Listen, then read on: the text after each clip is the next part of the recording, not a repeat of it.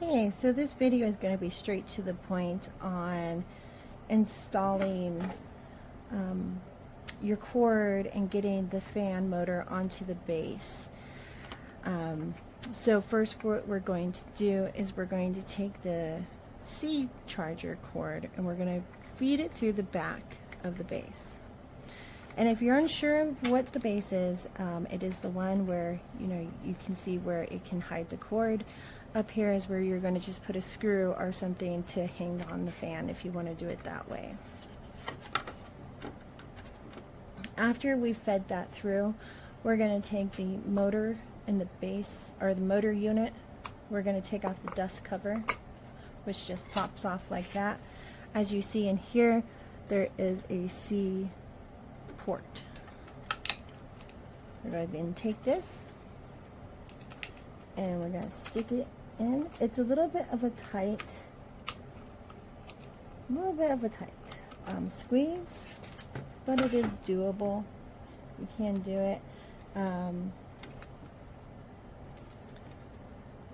Just make sure that it's in there. Maybe give it a little tug and make sure that nothing's going to be accidentally taking it out.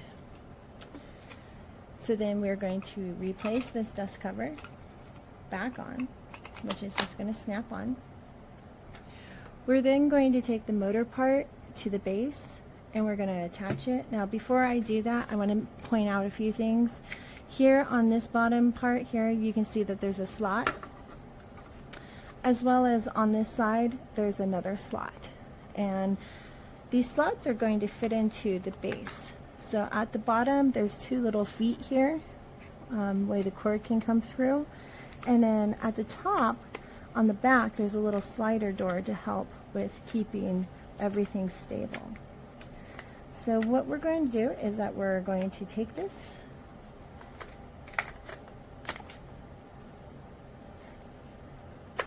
we're going to slide it in like that, push it back, turn it around, and slide this little door into the notch that was on the other side. With that, now we have our base connected to our motor mount.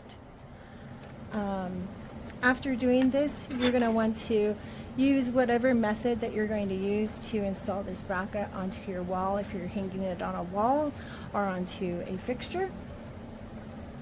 Once you're done with that, if I was the wall here and I'm putting it on, it's just going to slide up and do that. And see, these little feet, they didn't get there, so you might have to make sure that you're actually on there. And then voila, that would work.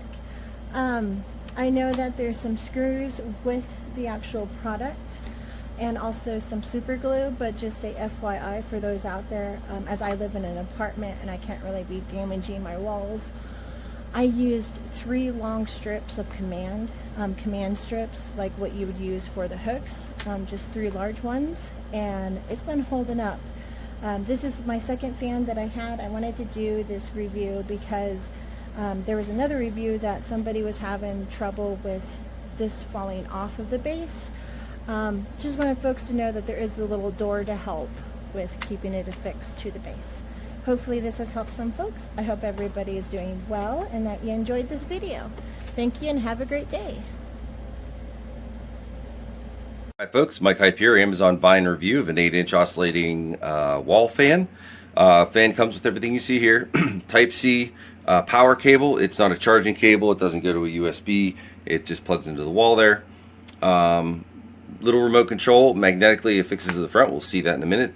Back plate to mount it to mount to the fan, so the fan can mount to the wall.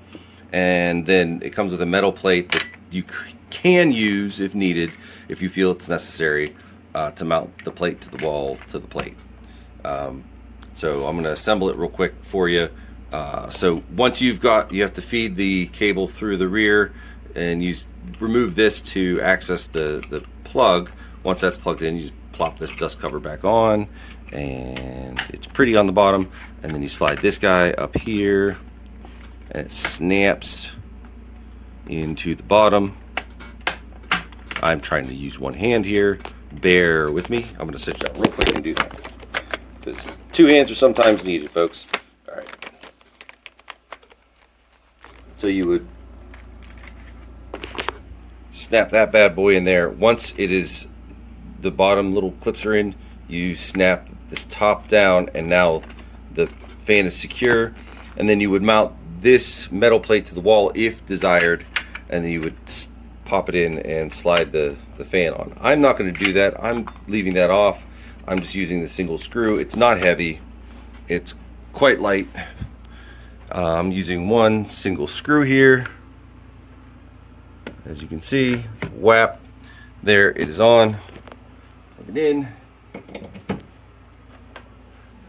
And now you can start the fan with the remote control or the buttons on the fan itself. It'll oscillate there. The more times you hit the power button, the faster the fan will go. But here we've got the situation working right now. And then you can put the control right on the face of the fan. It'll magnetically stay there. Your kids will lose it, but you won't. Is it the most sturdy with the single method? No. But for what I'm doing down here, this is just fine. The fan also repositions up and down for you. It'll stay right where you want it to. 5 out of 5. It's a nice little fan. It does what I need it to do. It was super easy to install. Nothing to it. Este es el ventilador, pues es pequeño. Aquí está su control remoto. La velocidad mínima. La velocidad. Tiene 4 velocidades. Además de eso gira. Y tiene temporizador también para el arranque. La verdad es que para ser tan pequeño y echar suficiente viento, vivo en una ciudad donde hay una humedad relativa del 98% casi todo el año. Y tenemos una temperatura media de 27 grados.